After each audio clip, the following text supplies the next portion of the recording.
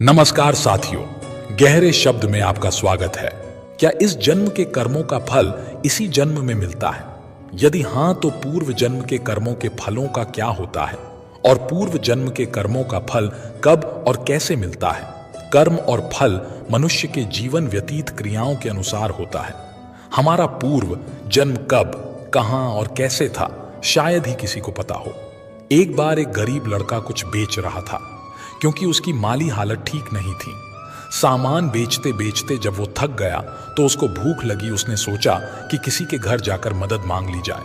जैसे ही वह एक घर पर पहुंचा, उसने दरवाजा खटखटाया। बाहर एक लड़की निकल के आई। लड़का हड़बड़ा गया और उसकी बेचैनी बढ़ गई। उसने बोला, क्या मुझे पीने के लिए पानी मिल सकता है? लड़की अंदर गई और सोचने लगी कि गरीब लोगों को पानी तो सब पिलाते हैं, हो सकता है उसको भूख भी लगी हो। उसने देखा रोटी तो नहीं है, लेकिन उसकी नजर दूध पर गई। उसने एक गिलास दूध भरा और लड़के को दे दिया। लड़का दूध पीकर खुश हुआ। उसकी प्यास और भूख कुछ हद तक कम हो चुकी थी। लड़के ने कहा कि दूध के कितने पैसे दूं? लड़की बोली, इसकी कोई जरूरत नहीं है। मेरी माँ ने सिखाया है कि मुसीबत में लोगों की मदद करके उनसे पैसा नहीं लिया जाता। यह मेरा कर्म था और मैंने इसे किया और इससे मैं खुश हूं। वह लड़का वहां से निकल गया, लेकिन रास्ते में सोच रहा था कि दुनिया में अच्छे लोगों की कमी नहीं है। अगर ढूंढा जाए तो ऐसे चेहरे और लोग सभी दिशाओं में मौजूद हैं। इस तरह की कई सकारात्मक और अच्छी बातें उसके दिल और दिमाग में चल रही थीं। संघर्ष करते करते ये लड़का पढ़ लिख कर एक डॉक्टर बन गया और लोगों की मदद करता रहा। लेकिन एक दिन वो लड़की अचानक बीमार हुई। उसको डॉक्टर के पास ले जाया गया तो वहां से उनको किसी बड़े अस्पताल में रेफर कर दिया गया। लेकिन जब इलाज के लिए सारी फॉर्मेलिटी पूरी हुई तो डॉक्टर को पता चला कि अरे, ये तो वही लड़की है जिसने काफी सालों पहले मेरी मदद की थी। अब मैं इसका अच्छे से इलाज करके और इसे ठीक करके ही इसका ये ऋण चुका सकता हूं। जब सारा काम हो गया और लड़की का ऑपरेशन खत्म हुआ तो एक बंद लिफाफे में उसको एक पत्र मिला। उस पत्र में लिखा था, आप पूरी तरह ठीक है और इस इलाज का पैसा तो आपने बरसों पहले एक गिलास दूध से चुका दिया है। लड़की की आंखों में आंसू थे। वो बोली, मेरे पास इलाज के पैसे भी नहीं थे, लेकिन आप भगवान बनकर जीवन में आए। डॉक्टर ने कहा, जब हम दूसरों की बिना किसी स्वार्थ के मदद करते हैं तो एक दिन ये ब्याज सहित हमें वापस मिलता है। इसलिए आज के समय में हमें भी ज्यादा से ज्यादा लोगों की मदद करनी चाहिए, क्योंकि इससे हमें वो खुशी मिलती है जो दुनिया की किसी भी महंगी से महंगी चीज से नहीं खरीदी जा सकती। और एक न एक दिन हमारी की हुई लोगों की मदद अच्छा परिणाम लाती है। भगवत गीता में वर्णित एक कथा के अनुसार अर्जुन के मन में जब भी कोई दुविधा उत्पन्न होती थी तो वे उसके समाधान के लिए श्री कृष्ण के पास पहुंच जाते थे। एक दिन की बात है, अर्जुन श्री कृष्ण के पास आए और उनसे बोले, हे वासुदेव, मुझे एक दुविधा ने घेर रखा है और उसका समाधान आप ही बता सकते हैं। तब श्री कृष्ण ने अर्जुन से कहा, हे धनंजय, अपनी बात को विस्तार से बताओ, तब मैं तुम्हें उसका हल बताऊंगा।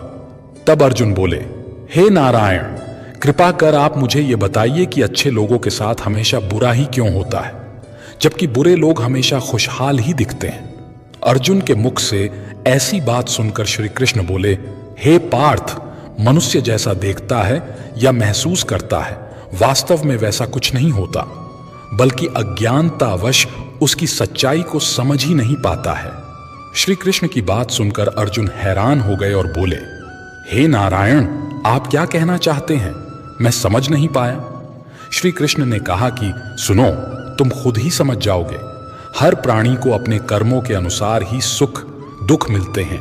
अर्थात जो अच्छे कर्म करता है उसे अच्छा फल मिलता है और जो बुरे कर्म करता है उसे बुरा फल मिलता है, क्योंकि अच्छे कर्म और बुरे कर्म इंसान पर ही निर्भर करता है। प्रकृति प्रत्येक को अपनी राह चुनने का मौका देती है, पर इसका फैसला करना कि वो किसके साथ चलना चाहता है, ये व्यक्ति विशेष की इच्छा पर निर्भर करता है। फिर कथा सुनाते हुए श्री कृष्ण जी बोले, बहुत समय पहले की बात है। एक नगर में दो पुरुष रहते थे, जिनमें से एक व्यापारी था जिसके लिए अपने जीवन में धर्म और नीति की बहुत महत्ता थी। वह पूजा पाठ और भगवान की भक्ति में बहुत विश्वास करता था। चाहे कुछ भी हो जाए वह मंदिर जाना नहीं भूलता था। न ही धर्मदान के कार्य में कोई कमी करता था। चाहे कुछ भी हो जाए वह भगवान की नित्य ही पूजा अर्चना किया करता था। वहीं दूसरी ओर उसी नगर का दूसरा पुरुष पहले पुरुष से बिल्कुल ही विपरीत था। वह मंदिर तो जाया करता था पर पूजा करने नहीं, मंदिर के बाहर से चप्पल और धन चुराने के लिए। उसे दान धर्म न्याय नीति किसी से कुछ लेना देना नहीं था। वो मंदिर जाकर चोरी किया करता था।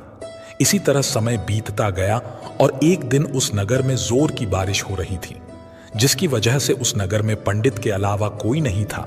ये बात जब दूसरे पुरुष को पता चली तो उसके मन में ख्याल आया कि अब ये सही मौका है मंदिर के धन को चुराने का। अब वह बारिश में ही मंदिर पहुंच गया। मंदिर पहुंचते ही उस चोर व्यक्ति ने पंडित से नजर बचाते हुए सारे धन को चुरा लिया और बड़ी प्रसन्नता से वहां से निकल गया। उसी समय धर्म कर्म पर विश्वास करने वाला व्यापारी भी मंदिर पहुंचा और भगवान के दर्शन किए, परंतु दुर्भाग्य से मंदिर का पुजारी उस भले व्यक्ति को ही चोर समझ बैठा और शोर मचाने लगा। शोर सुनते ही मंदिर में लोगों की भीड़ जमा हो गई और सभी लोग उस भले व्यापारी को ही चोर समझ बैठे, फिर उसे अपमानित करने लगे। यह सब देखकर वह भला व्यक्ति हैरान रह गया और उसे समझ नहीं आ रहा था कि उसके साथ ये क्या हो रहा है। फिर वह लोगों से बचता हुआ किसी तरह वह मंदिर से निकल गया, लेकिन दुर्भाग्य ने उसका साथ वहां भी नहीं छोड़ा। मंदिर से बाहर निकलते ही वहां एक गाड़ी से टकरा गया और वो भला व्यक्ति घायल हो गया। फिर वह व्यापारी लंगड़ाते हुए घर को जाने लगा। तभी रास्ते में उसकी मुलाकात उस दुष्ट व्यक्ति से हुई जिसने मंदिर का धन चोरी किया था। वह दुष्ट व्यक्ति झूमता और नाचता हुआ जोर जोर से बोल रहा था कि आज तो मेरी किस्मत ही चमक गई, एक साथ इतना सारा धन उसे मिल गया। जब व्यापारी ने उस दुष्ट की बातें सुनी तो उसे बहुत हैरानी हुई और क्रोधित होकर उसने अपने घर जाकर भगवान की सारी मूर्तियां निकालकर फेंक दी और भगवान से नाराज होते हुए अपना जीवन व्यतीत करने लगा। कुछ समय पश्चात दोनों ही व्यक्तियों की मृत्यु हो गई और दोनों ही यमराज की सभा में पहुंचे। उस व्यापारी ने उसी दुष्ट व्यक्ति को खड़ा देख क्रोधित स्वर में पूछ ही लिया, मैं हमेशा अच्छे कर्म करता था, पूजा पाठ दान धर्म में विश्वास करता था, जिसके बदले जीवन भर अपमान और दंड ही मिला और इस अधर्म करने वाले पापी को नोटों से भरी पोटली। आखिर क्यों? इस पर यमराज ने उस भले व्यक्ति को बताया कि पुत्र तुम गलत सोच रहे हो। जिस दिन तुम्हें गाड़ी से टक्कर लगी थी, वास्तव में वह दिन तुम्हारे जीवन का आखिरी दिन था। तुम्हारे द्वारा किए गए अच्छे कर्मों के कारण ही तुम्हारी मृत्यु एक छोटे से चोट में परिवर्तित हो गई। इस दुष्ट व्यक्ति के बारे में जानना चाहते हो तो पुत्र इसके भाग्य में राजयोग्य था, जो कि इसके दुष्ट कर्म और अधर्म के कारण एक छोटे से धन की पोटली में परिवर्तित हो गया। श्री कृष्ण अर्जुन को कथा सुनाने के बाद कहते हैं, पार्थ, अब तुम्हें तुम्हारे प्रश्न का उत्तर मिल गया। ऐसा सोचना कि भगवान उसके अच्छे कर्मों को नजरअंदाज कर रहे हैं, ये बिल्कुल भी सत्य नहीं है। भगवान हमें क्या किस रूप में दे रहा है, ये मनुष्य की समझ में नहीं आता। लेकिन अगर आप अच्छे कर्म करते हैं तो भगवान की कृपा सदैव आप पर सदा बनी रहती है। आपको अच्छे कर्मों को करने से कभी भी पीछे नहीं हटना चाहिए। अच्छे कर्मों का फल भी इसी जन्म में ही मिलता है। हम अच्छे बुरे कर्म फलों को इसी जन्म में कैसे खत्म कर सकते हैं जिससे वे अगले जन्मों में न जाएं? इस जन्म के कर्मों का खाता शून्य करने का तरीका है निष्काम कर्म। इसमें हम कर्म तो करते हैं लेकिन उनका फल नहीं बनता, क्योंकि वे कर्म आसक्ति और अहंकार के बिना परमात्मा का ध्यान रखते हुए निस्वार्थ भाव से किए जाते हैं।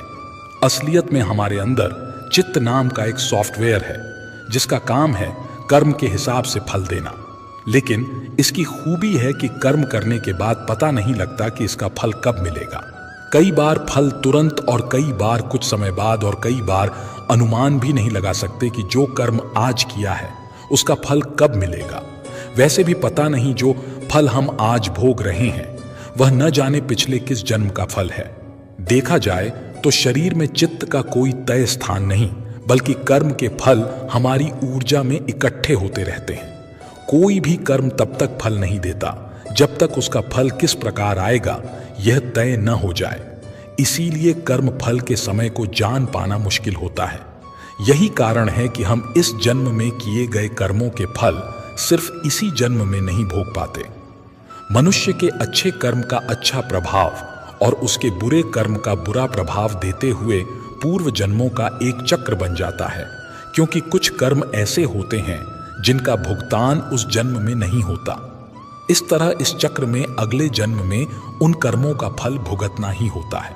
वहीं कार्य कारण सिद्धांत का संबंध न केवल भौतिक युग से होता है, बल्कि हमारे द्वारा किए जा रहे कार्यों, सोचे जा रहे विचारों, कहे जा रहे शब्दों तक पर यह लागू होता है। कई बार हम कुछ ऐसे कार्य करते हैं जो हम करना नहीं चाहते, पर वह पूर्व जन्म के कर्म के आधार पर निश्चित होते हैं, जिस कारणवश वह कार्य किसी न किसी माध्यम से पूर्ण हो ही जाता है। जैसे ही पूर्व जन्म का हमारा चक्र समाप्त हो जाता है, व्यक्ति को उसी समय मोक्ष की प्राप्ति हो जाती है। हमारे शास्त्रों में इस बात का उल्लेख मिलता है कि 84 लाख योनियों के बाद मनुष्य का जन्म प्राप्त होता है। साथ ही यह भी विशेष रूप से वर्णित किया गया है कि केवल मनुष्य योनि में ही जन्म और मृत्यु के चक्र से मुक्ति पाई जा सकती है। मनुष्य के कर्म का फल उसकी परिस्थिति और दैवीय शक्तियों द्वारा निर्धारित होता है। ऐसा कहा जाता है कि यदि अच्छे कर्म बुरे कर्म की तुलना में अधिक हैं, तो बुरे कर्मों का फल इसी जन्म में और अच्छे कर्मों का फल अगले जन्म में मिलना निर्धारित होगा। इसी तरह यदि मनुष्य द्वारा किए गए कर्म में बुरे कर्म अच्छे कर्मों की तुलना में अधिक हैं, तो इस जन्म में अच्छे कर्म भोगने होंगे, जबकि बुरे कर्मों को भोगने के लिए अगला जन्म निर्धारित होगा। मनुष्य को अपने घर परिवार की आवश्यकताओं का ध्यान रखना चाहिए। अधिक पैसा होने के बावजूद जरूरत पड़ने पर उसे संभाले रखना भी बुरा कर्म बताया गया है। उस धन का इस्तेमाल मुसीबत के समय अवश्य करें। धन बचाने के लालच में न पड़ें। अपनी आय से अधिक खर्च न करें और अपने सामर्थ्य के अनुसार ही दान पुण्य करें। हमेशा अच्छे लोगों की में संगत में रहें और दुष्ट छल कपटी की संगति से खुद को बचाकर रखें। बुरी संगति हमें अक्सर बुरे परिणाम ही देती है। कभी भी खुद के स्वार्थ के लिए दूसरों का अहित करने का न सोचें। शास्त्रों में इस बात का उल्लेख किया गया है कि जो जैसा बोता है उसे वैसा ही आगे चलकर काटना भी पड़ता है। कभी किसी व्यक्ति से कुछ छल से छीनने का प्रयास न करें। इसे किए गए सभी पुण्य नष्ट हो जाते हैं और आप पाप के भागीदार बन जाते हैं। गरुड़ पुराण में इस बात का उल्लेख मिलता है कि किसी भी मनुष्य द्वारा किए गए बुरे कर्मों का परिणाम उसके जन्म से लेकर मृत्यु और उसके बाद तक दुखों का कारण बनता है। वह अपनी हर अवस्था में दुख भोगता है। अच्छे कर्म कैसे बनते हैं? अच्छे कर्म के बनने से पहले हमें इस पर ध्यान देने की जरूरत है कि आखिर अच्छे कर्मों के बनने का सबसे पहला पड़ाव क्या है। मनुष्य के द्वारा किए जाने वाले सभी कर्म उसके विचारों से निर्मित होते हैं। हमारी सकारात्मक या नकारात्मक सोच विचारों को जन्म देती है और वही विचार कर्म बनते हैं। इस तरह सोच सकारात्मक होने पर ही अच्छे कर्मों का निर्धारण हो सकता है। अच्छे कर्म को करने के लिए हमारे आसपास का वातावरण बहुत अधिक जिम्मेदार होता है। कहा भी जाता है कि जैसा वातावरण वैसे हम, इसलिए कोशिश करें कि अपने घर का वातावरण और शरीर का आभा मंडल सकारात्मक बनाए रखें। इसके लिए अपने घर में पार्थ शिवलिंग को रखें। पार्थ शिवलिंग में समाहित सकारात्मक ऊर्जा घर और व्यक्ति दोनों को सकारात्मक बनाए रखने में बहुत बड़ी भूमिका अदा करती है। बस ध्यान रहे कि इसे पूजा विधि के द्वारा घर में स्थापित करें और नियमित तौर पर पूजा अर्चना करते रहें। प्रारब्ध क्या है? प्रारब्ध का अर्थ है अपने पूर्व जन्मों में किए गए अच्छे या बुरे कर्मों को वर्तमान में भोगना। मृत्यु के पश्चात हमारे भीतर संग्रहित हुए कुछ कर्म अगले जन्म में चले आते हैं, उसे ही प्रारब्ध कहते हैं। पाप का फल कब मिलता है? पाप का फल किए गए कर्म पर निर्भर करता है। यदि आपके द्वारा किए गए कार्य बुरे हैं और वो अच्छे कर्मों की तुलना में अधिक है, तो इसका फल आपको अगले जन्म में भोगना पड़ेगा। यदि बुरे कर्म कम है, तो इसका भुगतान आपको इसी जन्म में करना होगा। इस प्रकार यह चक्र चलता रहता है। संसार में सबसे बड़ा पाप क्या है? संसार में सबसे बड़ा पाप इस स्त्री का अपमान करना बताया गया है। स्त्री को सृजनकर्ता का दर्जा दिया गया है और यदि स्त्री का अपमान किया जाएगा तो वह व्यक्ति सबसे बड़े पाप का भोगी माना जाता है। श्रीमद् भगवत गीता में द्रौपदी का अपमान ही महाभारत जैसे युद्ध का कारण बना था। पाप क्या है और पुण्य क्या है? पुण्य किसी के द्वारा निस्वार्थ भाव से की गई सहायता, सकारात्मक विचार, द्वेष भावना, लोभ, लालच और अहंकार को अपने ऊपर हावी न होने देना है, जबकि पाप में इन सभी के द्वारा किए गए कर्मों का परिणाम शामिल है। धर्म और कर्म में बड़ा कौन है? कर्म धर्म का मूल अंश है। कर्म के अभाव में धर्म संभव नहीं है। धर्म के नियम के अनुसार सकाम व पुण्य कर्म करने चाहिए, जिससे सुख और खुशी की प्राप्ति होती है। मनुष्य का सबसे बड़ा कर्म क्या है? दान ही सबसे बड़ा कर्म है। सबसे अच्छा कर्म कौन सा है? अकर्ता भाव से किया गया कोई भी अच्छा कर्म ही सबसे उत्तम कर्म है। कर्ता भाव से किया गया कोई भी अच्छा कर्म अच्छा तो है, पर उत्तम नहीं है। अच्छे कर्मों का फल कब मिलता है? यदि अच्छे कर्म ज्यादा हैं तो बुरे कर्मों का फल इसी जन्म में तथा अच्छे का फल अगले जन्म में या इसी जन्म के बाद के दिनों में भोगने को मिलता है। गीता में कर्म क्या है? गीता के अनुसार जो कर्म निष्काम भाव से ईश्वर के लिए जाते हैं वे बंधन नहीं उत्पन्न करते। वे मोक्ष रूप परम पद की प्राप्ति में सहायक होते हैं। इस प्रकार कर्म फल तथा आसक्ति से रहित होकर ईश्वर के लिए कर्म करना वास्तविक रूप से कर्मयोग है और इसका अनुसरण करने से मनुष्य को अभ्युदय की प्राप्ति होती है। अपने कर्मों का फल अवश्य भुगतना पड़ेगा, चाहे देर हो या सवेर कर्म फल हमें भुगतने ही पड़ेंगे।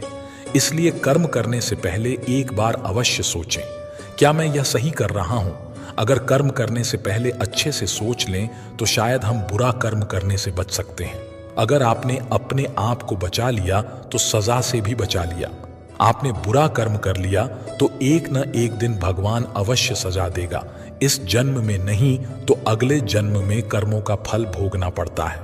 श्री कृष्ण जी ने भी गीता में कर्मों को ही सबसे उत्तम बताया है, क्योंकि कर्म ही हमारे भाग्य का निर्माण करते हैं। भगवान की न्याय व्यवस्था बहुत ही ज्यादा सुदृढ़ है। कर्म का फल अच्छे कार्य करने वाले को अच्छा और बुरे कर्म करने वाले को बुरा फल अवश्य ही भोगना पड़ेगा। प्रभु ने प्रत्येक कर्म के फलित होने का समय पहले से ही निर्धारित कर रखा है। समय से पहले या पीछे फल की प्राप्ति नहीं होगी। प्रभु की प्रत्येक रचना, प्रत्येक नियम इतना ज्यादा गहरा है कि हर एक प्राणी उसको समझ या जान नहीं सकता। आज जो कर्म हम कर रहे हैं, परिपक्व होकर उनसे ही हमारे भाग्य की रचना होती है। हमारे भाग्य के निर्माता हम खुद ही है और प्रत्येक मनुष्य को उसके भाग्य के अनुसार उसे फल या कुफल अवश्य भोगना पड़ेगा ही। इस समय हम जो दुख भुगत रहे हैं यह हमारे ही पिछले जन्मों का या इसी जन्म के हमारे किए गए पुण्यों या बुरे कर्मों का फल है। प्रभु को दोष नहीं देना चाहिए। भगवान का एक विधान यह है कि हमारे कर्म, विचार और भावना को अनुसार ही हमें सुख या दुख की प्राप्ति होगी और वह सुख या दुख हमें खुद को ही भोगना पड़ेगा।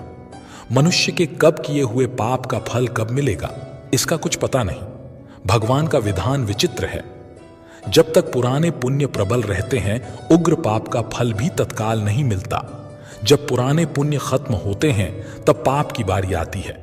पाप का फल भोगना पड़ता ही है, इस जन्म में भोगना पड़े या जन्मांतर में, मगर सत्संग दंड को कम करा सकता है या फिर कुछ प्रसाद के रूप में भी दे सकता है। अपने दुखों को हंसकर झेलो या रोकर झेलो, यह हमारे कर्मों का फल तो हमें अवश्य ही भोगना पड़ेगा। फिर रोकर क्यों झेलें? रोने से कष्ट दुगना हो जाता है और हंसते हंसते रहने से आधा हो जाता है। यह कर्म भूमि है। कर्म तो करना पड़ेगा। कर्म नहीं करोगे तो पाप चढ़ेगा। जैसा कर्म होगा वैसा ही फल भी भोगना पड़ेगा। फिर दुष्कर्म क्यों करें? श्री कृष्ण ने समझाया कि भीष्म पितामह सुख दुख से, जय पराजय से परे है। वो जानते हैं कि जो होने वाला था यही हुआ। भीष्म ने श्री कृष्ण से कहा, भगवान, मैंने ध्यान करके अपने 73वें जन्म तक देखा। मैंने तो कोई कुकर्म नहीं किया, फिर मुझे बाणों की शैया पर क्यों सोना पड़ा? श्री कृष्ण मुस्कुराकर बोले, हे संयम मूर्ति, भीष्म 73वें जन्म के पहले 74वें जन्म तक देखो। आपको पता चलेगा कि जब आप किशोर थे तब वन में घूमने गए थे, वहां पत्ते पर बैठी टिड्डी के शरीर में आपने कांटा चुभोया था। उस कर्म का फल घूमते घूमते अब मिल रहा है। इसलिए जब आप कर्ता होकर कर्म कर रहे हैं तो सोचे लें कि इसका क्या फल होगा। धृतराष्ट्र ने भी श्री कृष्ण से अपने कर्मों का हिसाब किताब पूछा। मैंने ऐसा क्या कर्म किया कि मुझे अपने 100 बेटों की मृत्यु का शोक मिला? मैंने अपने 100 जन्मों तक पीछे देखा है, लेकिन ऐसा कोई कर्म मैंने नहीं किया। श्री कृष्ण ने अपने योग बल से धृतराष्ट्र को दिखाया कि वो एक राजा थे और वो स्वादिष्ट व्यंजनों में खोए रहते थे। बिना विचार किए जो सामने आ जाता खा लेते, इनाम भी दिया करते थे। एक दिन रसोइये ने हसन के 100 बच्चों का मांस बनाकर एक एक करके राजा को खिला दिया। श्री कृष्ण ने कहा, धृतराष्ट्र जी, आप स्वाद में अंधे हो गए, तभी आप इस जन्म में अंधे बने। तुम्हारे पुण्यों के प्रभाव से 100 जन्म तक तो तुम्हें फल नहीं मिला, लेकिन इस जन्म में हंस के 100 बच्चों को खाने का फल तुम्हें मिल गया, तभी तुम्हारे 100 पुत्र मारे गए। सोचो, साथ में क्या लाएं और क्या लेकर जाएंगे? मनुष्य को ऐसी कमाई इकट्ठी करनी चाहिए जो इस संसार में भी काम आए और मृत्यु के बाद भी। उसे हम साथ में भी ले जा सके और हमारे ही काम और अगले जन्म में भी हमारे ही काम आ सके। सभी जानते हैं कि हम खाली हाथ नंगे इस संसार में आए और खाली हाथ ही जाना पड़ेगा। मृत्यु के समय यह धन दौलत, जमीन, मकान, व्यापार, नौकरी, नाम, शोहरत, रिश्तेदार, भाई बहन, मां, बाप, सभी बच्चे किसी को भी साथ नहीं ले जा सकते।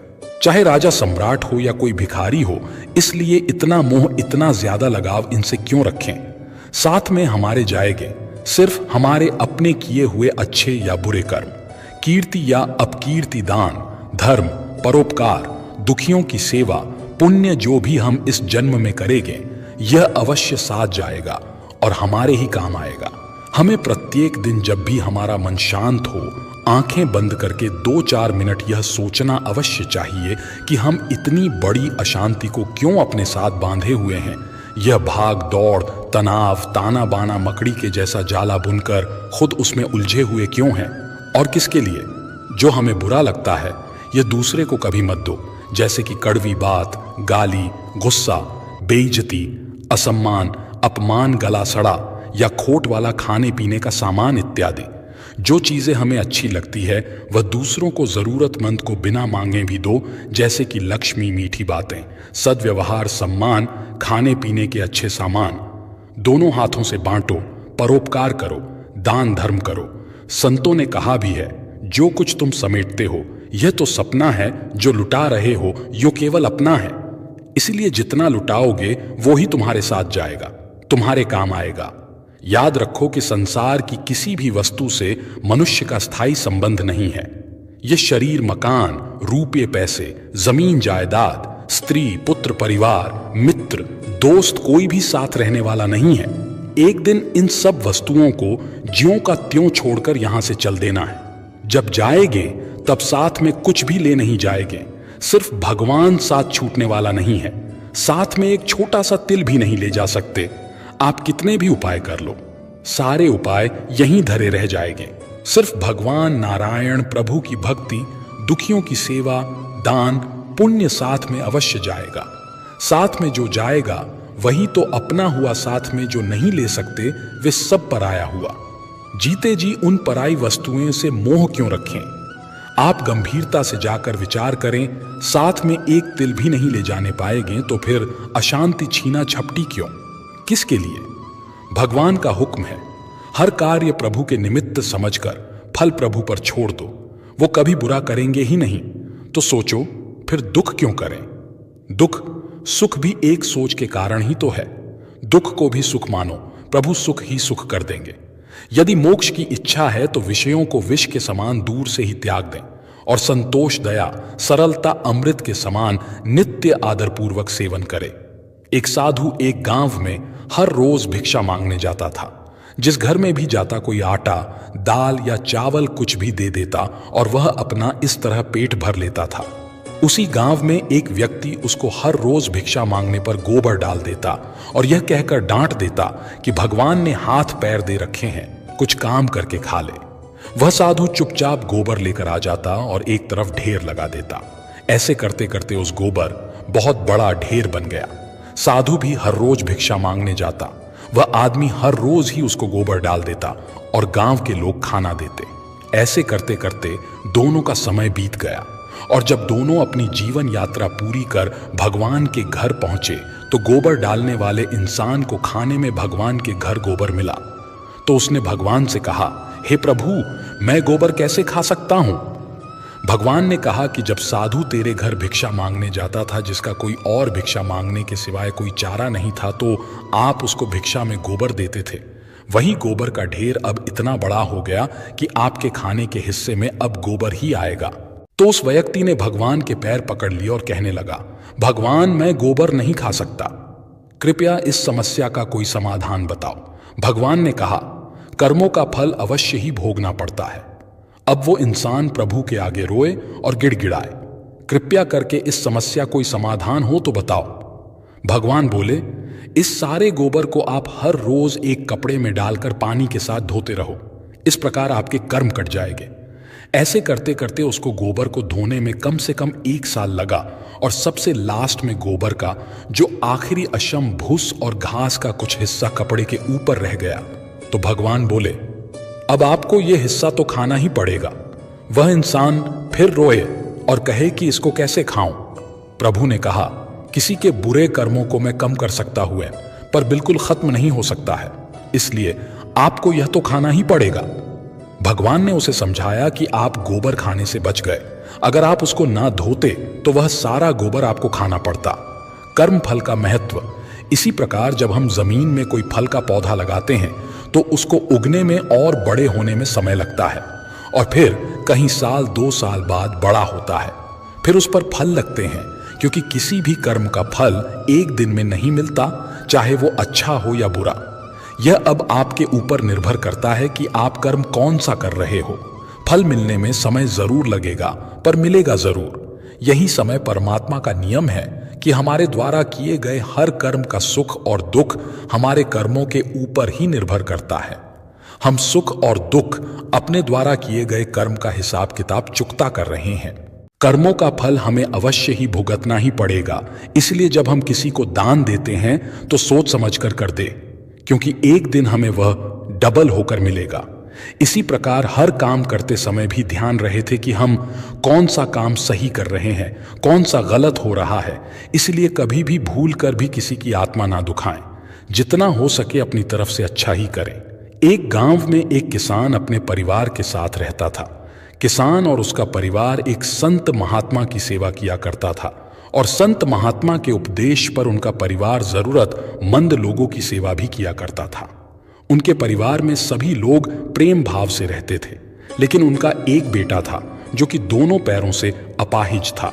सेवा करते करते बरसों बीत गए। उसका परिवार कभी कभी यह भी सोचता था कि हम सब इतने प्रेम भाव से संत महात्मा और जरूरतमंद लोगों की सेवा करते हैं, फिर भी हमारे परिवार में इस बच्चे के साथ ऐसा क्यों हुआ? इसका क्या दोष था जो वह अपाहिज है? एक दिन की बात है, जब संत महात्मा का सत्संग चल रहा था। हजारों लाखों श्रद्धालु उस सत्संग में बैठे हुए थे।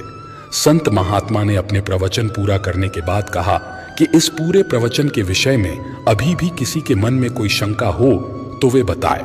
हजारों लाखों श्रद्धालुओं के बीच उस अपाहिज पुत्र के पिता ने संत महात्मा से एक सवाल किया कि हे महात्मा, हम सब निस्वार्थ भाव से जरूरतमंद लोगों की सेवा करते हैं और हमारा पूरा परिवार अहिंसा के मार्ग पर चलता है।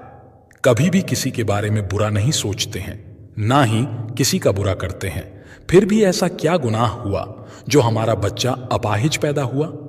फिर गुरु ने जवाब दिया, वैसे तो मैं यह बात नहीं बता सकता, फिर भी आपके मन में दुविधा है तो सुनो। यह जो बच्चा है, जो दोनों टांगों से बेकार है, पिछले जन्म में एक किसान का बेटा था। रोज खेत में अपने पिता को दोपहर में भोजन का टिफिन खेत में देने जाया करता था। एक दिन उसकी मां ने उसे दोपहर में खाना लगा कर दिया और कहा कि बेटा खाना खाकर पिताजी को टिफिन देकर आ।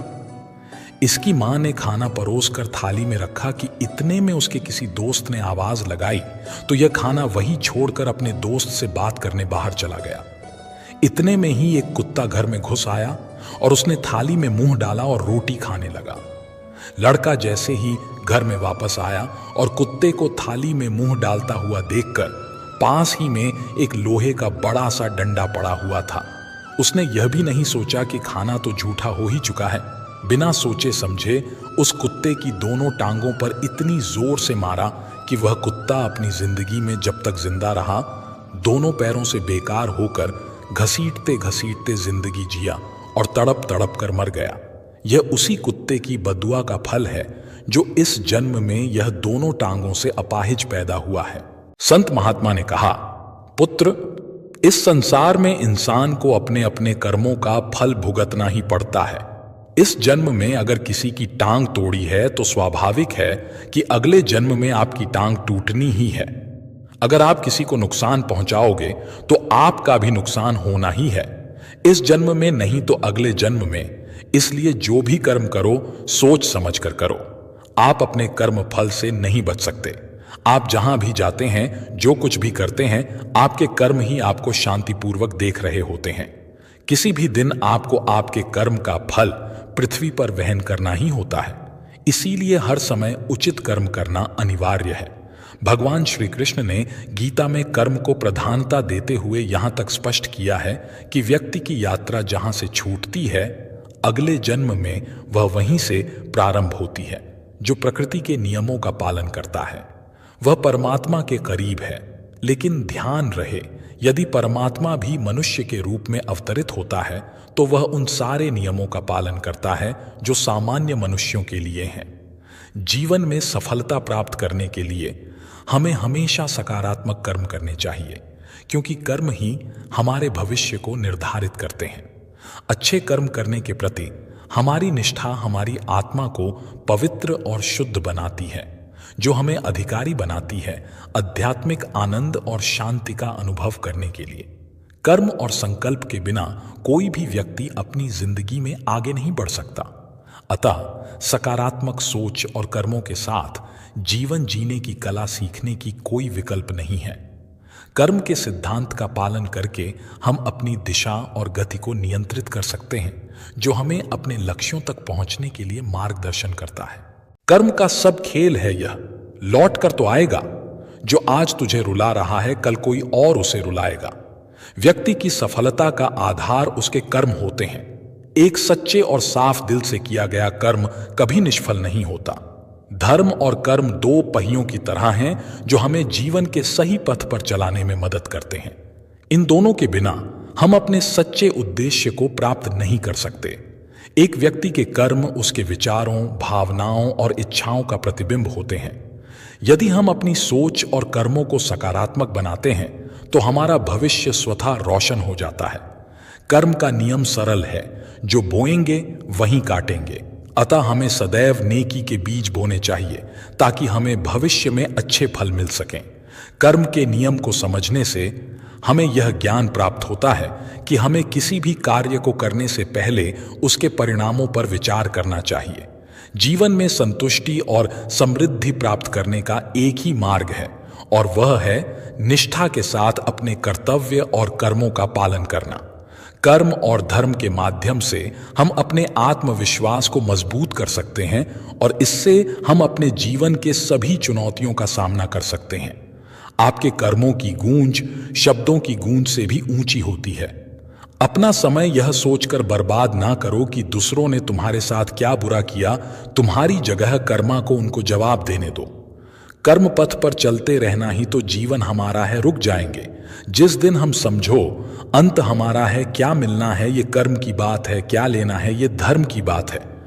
कर्म जीवन का मुख्य विषय है। शब्दों का हेर फेर भले ही पकड़ नहीं आता है, पर सच में हर कोई कर्म से पहचाना जाता है। भाग्य से जितनी ज्यादा उम्मीद करोगे वो उतना ही ज्यादा निराश करेगा, और कर्म पे जितना जोर दोगे तो हमेशा उम्मीद से भी ज्यादा मिलेगा। आपके कर्म ही आपकी पहचान है, वरना एक नाम के हजारों इंसान हैं। कोई मेरा बुरा करे वो उसका कर्म है, मैं किसी का बुरा ना करूं वो मेरा धर्म है। जो दूसरे को धोखा देते हैं, किस्मत उन्हें हर रोज धोखा देती है। अगर किसी के लिए कांटे बिछाओगे तो वापस कांटे ही मिलते हैं, और किसी के लिए फूल बिछाओगे तो आपको वापस फूल ही मिलेंगे। अच्छी सोच रखोगे तो सब अच्छा होगा, अगर बुरी सोच रखोगे तो सब बुरा ही होगा। इसलिए सकारात्मक रहिए, यही कर्म है। अच्छा हो या बुरा हो, पर कर्मों का फल जरूर मिलता है। किसी को जल्दी मिलता है तो किसी को थोड़ी देर से मिलता है। उन्हीं की किस्मत अच्छी होती है जो कर्म अच्छे करते हैं। जैसा काम करोगे वैसा ही फल मिलता है। इसलिए अपनी सोच को अच्छा रखें, किसी को भी अच्छा बोले, अच्छा काम करें और अच्छे लोगों के साथ रहे। हर किसी को आजादी है अपनी जिंदगी अपनी मर्जी से जीने की, पर आजादी में अपने कर्म को मत भूलना। याद रखना, एक गलत काम आपकी आजादी छीन सकता है। कर्म के द्वारा मौन रहते हुए चींटी से अच्छा उपदेश कोई दूसरा नहीं दे सकता। मुसीबतें चाहे जितनी मर्जी हो, हर कदम पर तू घबरा कर मत बैठ, तू बस अपना कर्म कर। ईमानदारी और बुद्धिमानी से किया गया काम कभी व्यर्थ नहीं जाता। व्यक्ति की सफलता का कारण उसका भाग्य नहीं, अपितु उसके कर्म होते हैं। किसी ने आपके साथ बुरा किया है तो छोड़ दो उसे, आगे बढ़ो, उसका कर्म उसको सजा देगा। अगर आप जरूरतमंद लोगों की मदद करते हैं तो भगवान भी आपकी मदद करता है। अपने कर्म अच्छे करो, वरना आपके कर्म कभी आपको मुक्ति नहीं देंगे। कर्मों की गति बड़ी गहन होती है। कर्म की गति जानने में देवता भी समर्थ्य नहीं है, मानव की तो बात ही क्या है। काल के पास में बंधे हुए समस्त जीवों को अपने द्वारा किए गए शुभ तथा अशुभ कर्मों का फल निश्चित रूप से भोगना पड़ता है। मनुष्य कर्म जंजाल में फंसकर मृत्यु को प्राप्त करता है और फिर कर्म फल के भोग के लिए पुनर्जन्म धारण करता है। पृथ्वी पर जितना मनुष्य देह है, उसमें से एक सीमा तक ही सुख दुख भोगने की क्षमता है। जो पुण्य या पाप पृथ्वी पर किसी मनुष्य देह के द्वारा भोगने के संभव नहीं, उनका फल जीव स्वर्ग या नरक में भोगता है। पाप और पुण्य जब इतने रह जाते हैं कि उनका भोग पृथ्वी पर संभव हो, तब वो देह किसी जीव में पृथ्वी पर जन्म लेता है। मित्रों, इस विषय को रामायण की एक कहानी के माध्यम से समझते हैं। ये कहानी उस समय की है जब देश में राम राज्य था। भगवान राम बहुत न्यायप्रिय और कल्याणकारी राजा थे। वह हर दिन दरबार में बैठकर लोगों की समस्याएं हल किया करते थे। एक दिन शाम को जब दिन ढल रहा था, उन्हें दरबार की कार्यवाही समेटनी थी। जब वह सभी लोगों की समस्याएं सुन चुके थे तो उन्होंने अपने भाई लक्ष्मण, जो उनके परम भक्त थे, से बाहर जाकर देखने को कहा कि कोई और तो इंतजार नहीं कर रहा। लक्ष्मण ने बाहर जाकर चारों ओर देखा और वापस आकर बोले, कोई नहीं है, आज का हमारा काम अब खत्म हो गया है। राम बोले, जाकर देखो, कोई हो सकता है। यह थोड़ी अजीब बात थी। लक्ष्मण अभी अभी बाहर से देखकर आ चुके थे, मगर वह फिर से जाकर देखने के लिए कह रहे हैं। इसलिए लक्ष्मण फिर से गए और चारों ओर देखा, वहां कोई नहीं था। वह अंदर आने ही वाले थे, तभी उनकी नजर एक कुत्ते पर पड़ी जो बहुत उदास चेहरा लिए बैठा था और उसके सिर पर एक चोट थी। तब उन्होंने कुत्ते को देखा और उससे पूछा, क्या तुम किसी चीज का इंतजार कर रहे हो? कुत्ता बोलने लगा, हाँ, मैं राम से न्याय चाहता हूं। तो लक्ष्मण बोले, तुम अंदर आ जाओ, और वह उसे दरबार में ले गए। कुत्ते ने आकर राम को प्रणाम किया और बोलने लगा। वह बोला, हे राम, मैं न्याय चाहता हूं। मेरे साथ बेवजह हिंसा की गई है। मैं चुपचाप बैठा हुआ था। सर्वथा सिद्ध नाम का यह व्यक्ति आया और बिना किसी वजह के मेरे सिर पर छड़ी से वार किया। मैं तो बस चुपचाप बैठा हुआ था। मैं न्याय चाहता हूं। राम ने तत्काल सर्वथा सिद्ध को बुलवा भेजा, जो एक भिखारी था। उसे दरबार में लाया गया। राम ने पूछा, तुम्हारी कहानी क्या है? यह कुत्ता कहता है कि तुमने बिना वजह उसे मारा। सर्वथा सिद्ध बोला, हां, मैं इस कुत्ते का अपराधी हूं। मैं भूख से बौखला रहा था। मैं गुस्से में था, निराश था। यह कुत्ता मेरे रास्ते में बैठा हुआ था, इसलिए मैंने बेवजह निराशा और गुस्से में इस कुत्ते के सिर पर मार दिया। आप मुझे जो भी सजा देना चाहें दे सकते हैं। फिर राम ने यह बात अपने मंत्रियों और दरबारियों के सामने रखी और बोले, आप लोग इस भिखारी के लिए क्या सजा चाहते हैं? उन सब ने इस बारे में सोचकर कहा, 1 मिनट रुकिए, यह बहुत ही पेचीदा मामला है। पहले तो इस मामले में एक इंसान और एक कुत्ता शामिल हैं, इसलिए हम सामान्य तौर पर जिन कानूनों को जानते हैं वे इस पर लागू नहीं होंगे। इसलिए राजा होने के नाते यह आपका अधिकार है कि आप फैसला सुनाएं। फिर राम ने कुत्ते से पूछा, तुम क्या कहते हो? क्या तुम्हारे पास कोई सुझाव है? कुत्ता बोला, हाँ, मेरे पास इस व्यक्ति के लिए एक उपयुक्त सजा है। वह क्या? बताओ। तो कुत्ता बोला, इसे कालिंजर मठ का मुख्य महंत बना दीजिए। राम ने कहा, तथास्तु, और भिखारी को प्रसिद्ध कालिंजर मठ का मुख्य महंत बना दिया गया। राम ने उसे एक हाथी दिया। भिखारी इस सजा से बहुत प्रसन्न होते हुए हाथी पर चढ़कर खुशी खुशी मठ चला गया। दरबारियों ने कहा, यह कैसा फैसला है? क्या यह कोई सजा है? वह आदमी तो बहुत खुश है। फिर राम ने कुत्ते से पूछा, क्यों नहीं, तुम ही इसका मतलब बताते।